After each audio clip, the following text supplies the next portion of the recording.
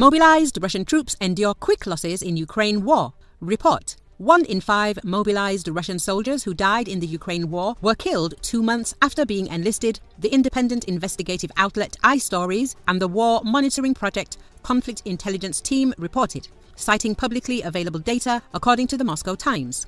iStories and Conflict Intelligence Team said their figures are based on data related to the deaths of nearly 3,000 draftees who have died since President Vladimir Putin announced a partial mobilization last September.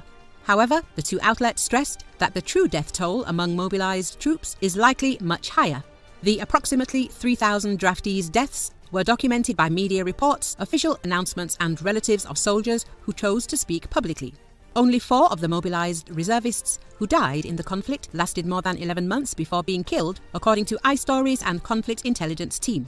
More than half of the mobilized troops killed were between the ages of 30 and 45 at the time of their death, according to the analysis, while nearly a third died between the ages of 20 to 29. Moscow rarely comments on its war dead, and the Russian Defense Ministry last updated its soldier death toll in September 2022, placing the figure at under 6,000 killed. Western intelligence documents leaked earlier this year put the actual number closer to 110,000 Russian soldiers wounded and killed by February 2023.